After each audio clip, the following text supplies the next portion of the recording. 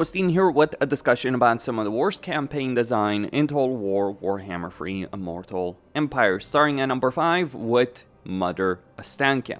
First off, they were trying to do a campaign where you're far away from Kislev and trying to make that work, but it just doesn't.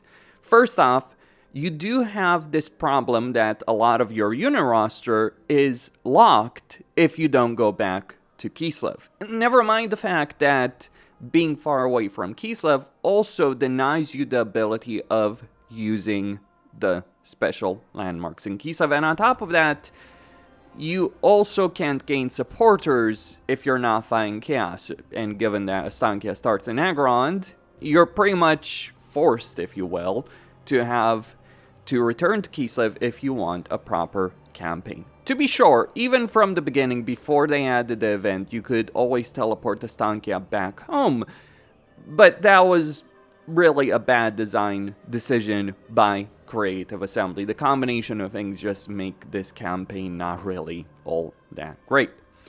On top of that, we also have this Witch's Hut, and what's annoying about the Witch's Hut is not so much the fact that it gives you a bunch of buffs and debuffs you can use for your armies. That's fine, if you will. Annoying to have to click a bunch of buttons to get all those buffs and debuffs for your army and enemy armies. But here's the thing. Every single turn, you are encouraged to not so much go for a variety of buffs and debuffs, but to just maximize the number of them that you have, regardless of what they are. And the reason for that has to do with the fact that you need a certain amount of spirit essences in order to unlock the top bar abilities right here. And that is important for you to be able to win your campaign. So Ostankya's entire campaign design is not really fun. It's like click a bunch of buttons in a campaign that are not really interesting, remove any kind of variety and choice in that campaign in order to unlock the top bar abilities. Try and have a campaign that's far away from Kislev, but then create a lot of limitations if you don't go back to Kislev. Yeah, this campaign design just doesn't work given the racial design of Kislev, and it never did, by the way. Even before the Kislev rework, this entire campaign design was pretty bad, and that does impact Ostankya in a significant way. It's easily one of the worst campaigns to play in the game. It's not just bad design, it's genuinely a terrible campaign. Next up, we have Sayl the Faithless. Imagine Norska, a race where you can confederate other legendary lords of the same race or confederate other factions by defeating their leader in battle. And then you have Sayl, who starts in a corner on land, one should point out, which goes contrary to Norska's inherent design about being a naval-focused campaign where you're looking to raid and sack and raise settlements to the ground. That is one of the reasons Sayl's campaign doesn't work. The starting position combined with Norska's inherent design that just flat out doesn't function for Sayl the Faithless. Never mind the fact that this entire campaign area is not especially good in general, especially because of the Great Bastion. This is the problem with the Great Bastion design. It doesn't just affect Cafe, it affects everyone that has to deal with that piece of crap. And then on top of that, we have Sayl's unique campaign system. So manipulations are just kind of worthless. Yes, they can debuff an enemy to a significant effect or give you some very powerful benefits, but it doesn't really feel all that meaningful for the most part when you're dealing with it. In fact, a lot of these things just kind of end up feeling pretty damn worthless in a campaign. There are absolutely some things that are useful, but this is a poor man's version of the systems that Karl Franz and Jan Bo end up having. The only upside, if you will, is this ability of gaining spoils from a settlement, and that's it. Really.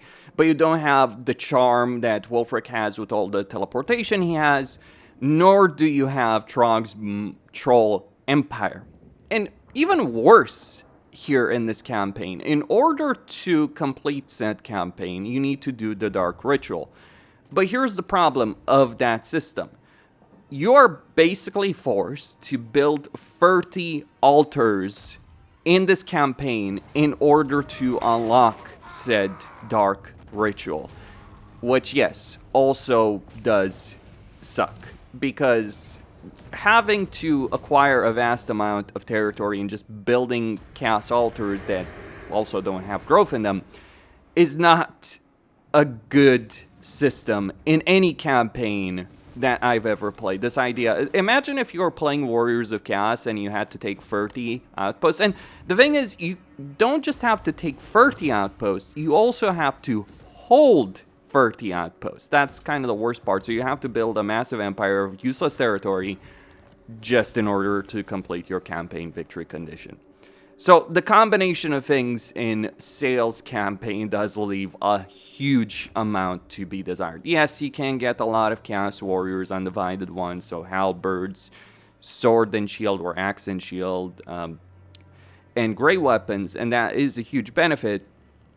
But at the same time, the entire campaign design just really is not good. Very badly designed campaign. Remember when Creative Assembly was doing this idea that Sayl's campaign was going to be about diplomatic treachery? They literally said that in a vlog, and it's like, yeah, you just get various abilities on the campaign map that, again, are not even as good as what Jan Bo or Karl Franz have. Like, Karl Franz and Jan Bo have fantastic systems, especially Karl Franz or even Tyrion. I mean, there's always work to be done on those things, but compared to Sayl, it's like their universe is ahead. So I really don't understand exactly what Creative Assembly was trying to do with this specific camp. At number 3, we have Lord Aislinn.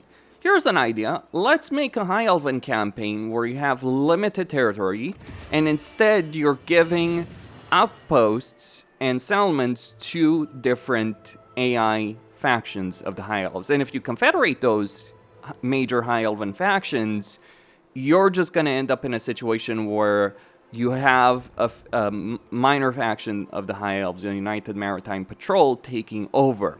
But do you keep all the outposts? No, that wouldn't happen. Or do you get outposts underneath all those settlements? I mean, you do keep existing outposts, but you won't be able to gain outposts in settlements they control, unless you go to war with them, which kind of defeats the entire purpose of it. And you also can't region trade the elven colonies you do acquire, the few settlements you do acquire, so that means the diplomacy capability of the High Elves, which is one of their main strengths, ends up not working. And also not being able to region trade.